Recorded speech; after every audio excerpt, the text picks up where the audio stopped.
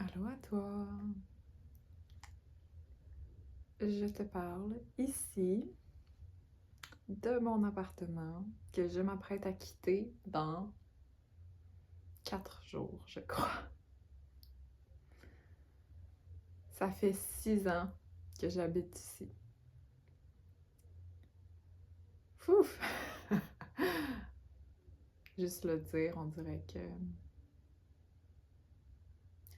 c'est juste fou à quel point je dis que ça fait 6 ans, mais j'ai l'impression que ça fait 3 vies. Je suis très différente de la personne que j'étais quand je suis arrivée ici. Et en même temps, je suis toujours la même.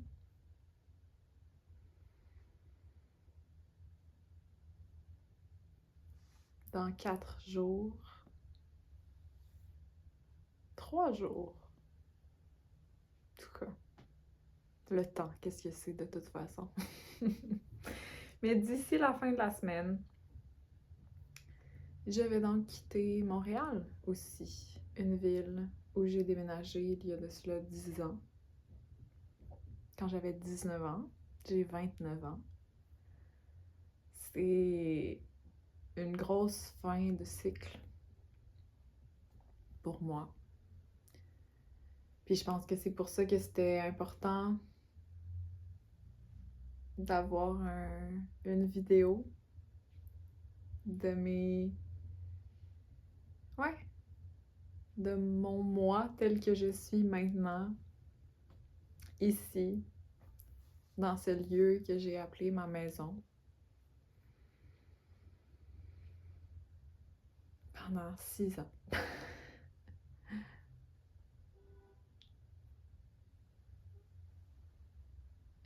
Il y a quelque chose de vraiment spécial avec cette période-ci. J'ai l'impression que je me transforme. C'est comme en fait si j'ai l'impression que tous les efforts que j'ai mis dans les dernières années, je commence à les voir avoir des répercussions dans ma vie. Ça fait un moment que je vois ces répercussions-là dans ma vie, mais c'est comme si dans les derniers mois, j'ai eu une période plus interne de transformation intérieure. Ça fait 6 mois que j'étais dans le bois. J'ai passé 6 mois où mon pied à terre, mon ancrage, c'était un camp au fin fond de l'Abitibi. Donc, c'est sûr que j'étais dans une énergie plus comme un cocon, où il y avait beaucoup de choses qui se passaient, beaucoup de travail intérieur. Puis, maintenant que je reviens en ville, que je fais le deuil de cet appartement-ci, puis que je me prépare à aller ailleurs, déménager ailleurs, commencer une nouvelle vie, il y a comme toutes sortes d'énergies un peu contradictoires parce que je sens que j'ai un deuil à faire des personnes que j'ai été ici, des versions de moi-même que j'ai été ici dans ce lieu, tout en m'ouvrant à la version de moi-même que je deviens, mais qui en fait un retour à mon essence. J'ai pas l'impression que je me transforme en quelqu'un que je ne suis pas. J'ai l'impression que je reviens à moi-même, en fait. Mais ce retour à moi-même, il y avait tellement de distorsions autour que c'est comme... C'est une tension, en fait, vraiment en moi, entre les habitudes que j'ai eues dans les dernières années, qui sont devenues une partie de mon identité, puis la personne qui se cache en dessous de tout ça, qui est en train de renaître, mais je suis comme entre les deux. Puis ce que je remarque aussi de revenir en ville pour faire mon déménagement, pour partir, c'est à quel point l'énergie de la ville ne me convient plus pour la personne que je suis désormais. Quand je suis arrivée en ville, quand j'avais 19 ans, j'étais contente. Mais c'est tellement intéressant pour moi de regarder ça avec un recul. Puis l'énergie de la ville m'a jamais fait du bien. Euh, je peux le voir maintenant. Ça a jamais été un environnement qui était sain pour moi. Je pense qu'il y a certaines personnalités, certaines personnes qui correspondent mieux avec l'énergie de la ville parce qu'ils surfent sur la vague de stimulation. Il y a comme cette espèce d'énergie expansive, stimulante, qui peut être vraiment nourrissante pour certains types de personnes. Moi, maintenant que je me connais plus, je sais que j'ai besoin de beaucoup de temps, beaucoup d'espace. J'ai aussi envie d'ouvrir mon énergie, là, grand, de me connecter aux autres mondes. Mais en ville, c'est plus difficile parce que si j'ouvre mon énergie, ben je me connecte aussi avec l'aura de toutes les autres personnes, avec leur stress, avec leurs problèmes, avec leur énergie. Puis puisque en ville, on habite les uns sur les autres, ben faut que je ramène mon énergie à moi, faut que je sois plus contenue dans mon énergie, puis c'est pas ça que j'ai envie. C'est pas comme ça que mon énergie s'exprime naturellement.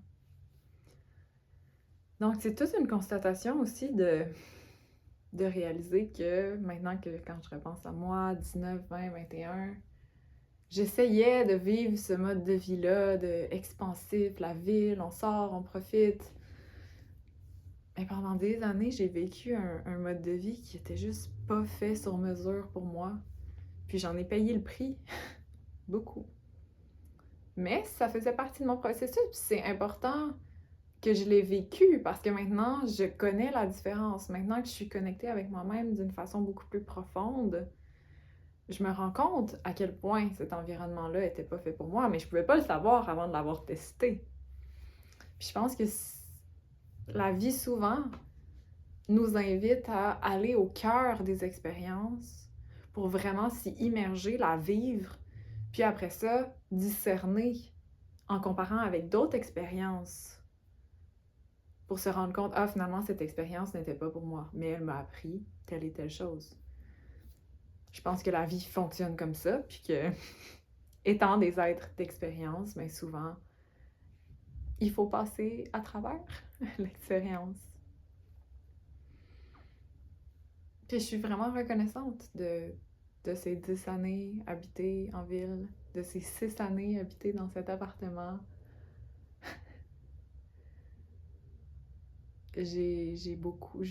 J'honore ces versions de moi-même aussi qui ont habité ici.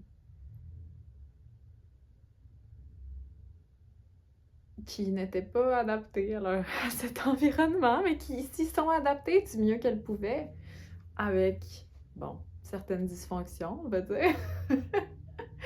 Mais elles ont fait du mieux qu'elles pouvaient. Puis je suis vraiment fière d'elles. Puis je suis aussi fière de pouvoir aujourd'hui, grâce à ces expériences-là qu'elles ont vécues, pouvoir me dire maintenant, je sais que la ville, Montréal, j'apprécie, mais en petite dose. Venir comme une touriste, voir les membres de ma famille qui sont ici, profiter de ces moments-là, aller dans les petits cafés, aller faire mes petits achats, aller dans les friperies, puis après ça, retourner dans mon monde où j'ai plus d'espace, où je peux me retrouver avec moi-même, laisser mon énergie prendre de la place sans avoir à me protéger de l'énergie des autres ou d'une façon moindre, parce qu'il y a moins de personnes aux alentours.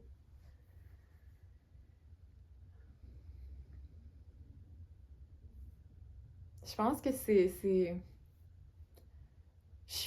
suis vraiment émue de tout ça. Parce que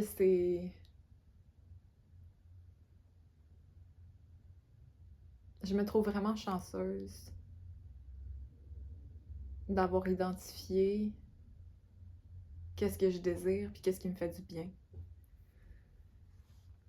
Puis ça, ça vient entre autres de ma relation avec mon amoureux. Cette rencontre que j'ai faite en ville. Merci. qui, lui, a suivi son propre chemin en devenant un trappeur. Puis que, en devenant un trappeur, ben, il m'a offert cette possibilité-là de pouvoir découvrir comment je me sentais à l'extérieur de la ville.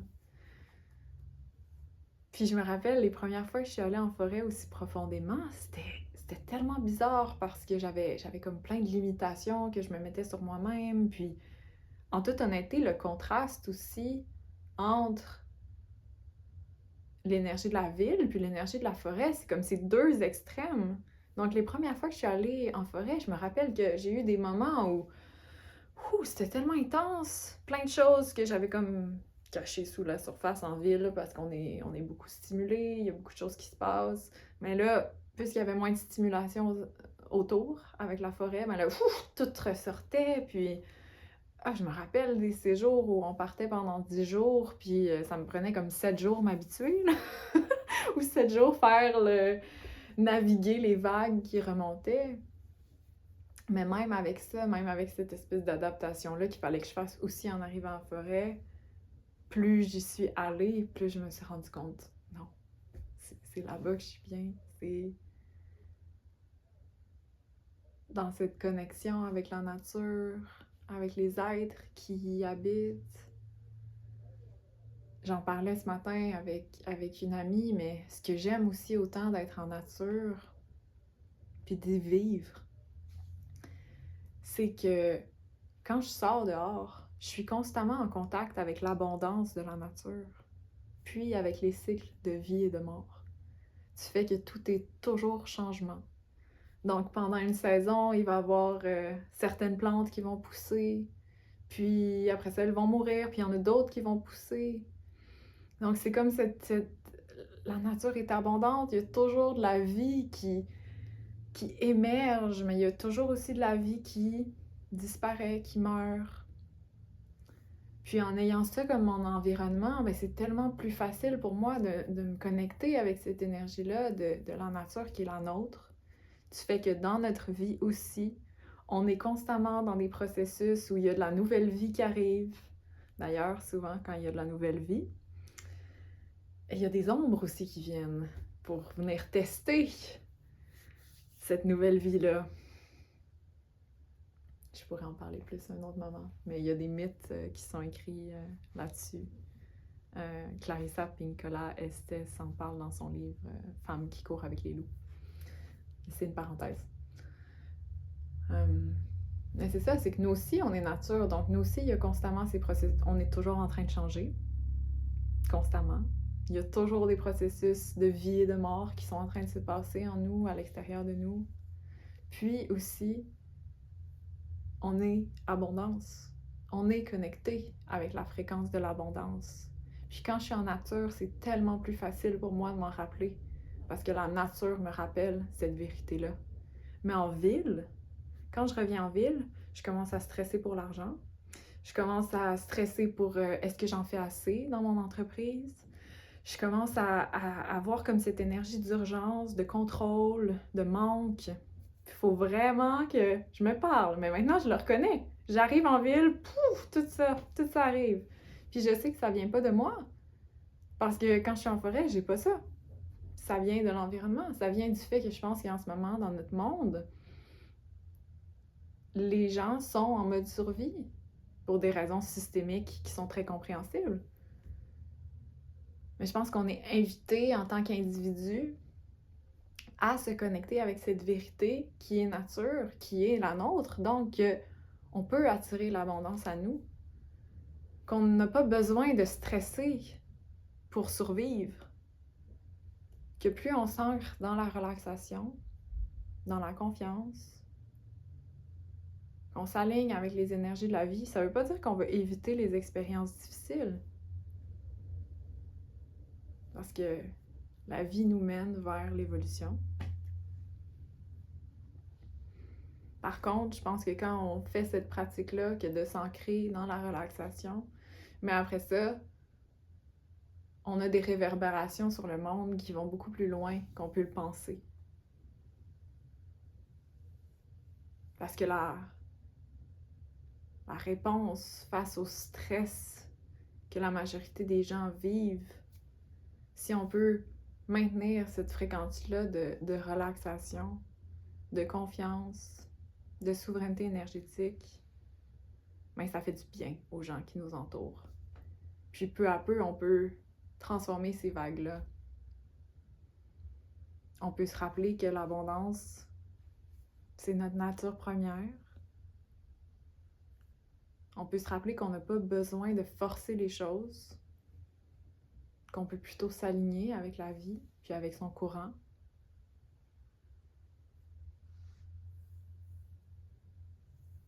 Donc pour moi, de m'aligner avec la vie et son courant, c'est de quitter la ville. Et de laisser cet appartement.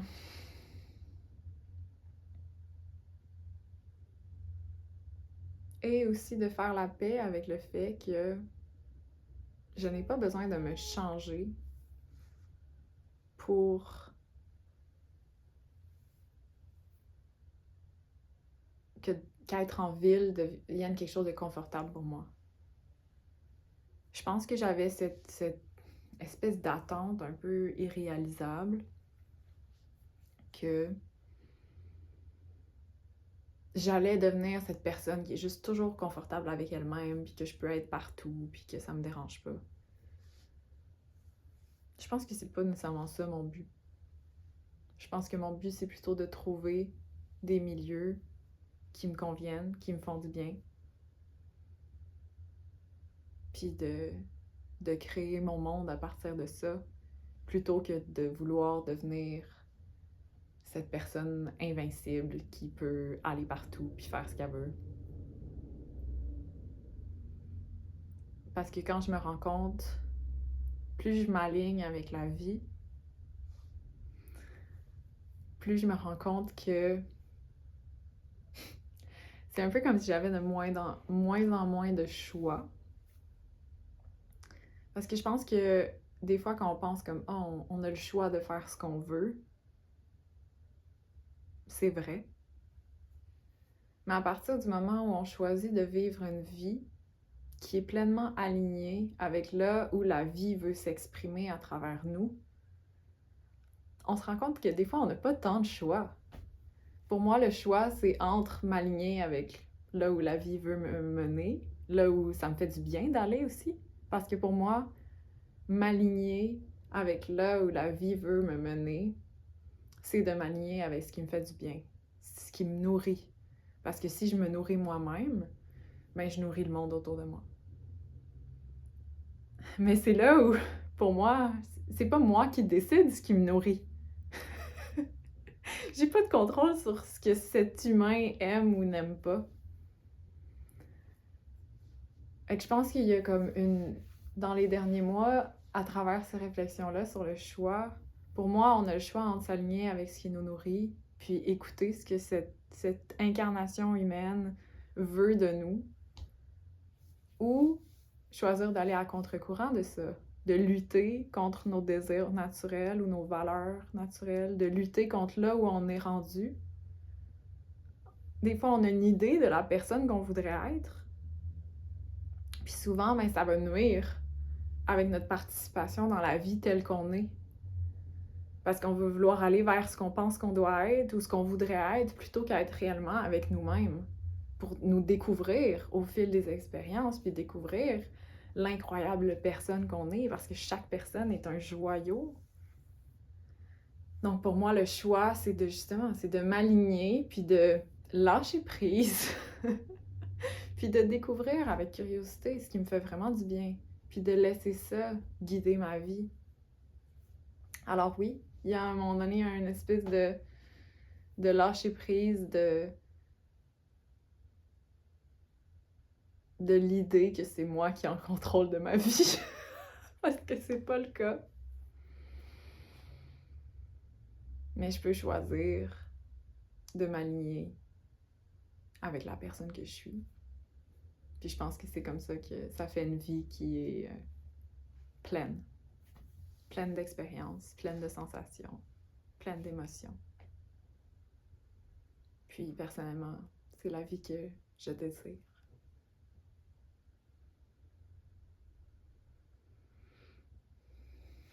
Alors voilà, c'est ce que j'avais à partager. Je te souhaite une très belle journée ou soirée, peu importe quand tu écoutes cela. Bye!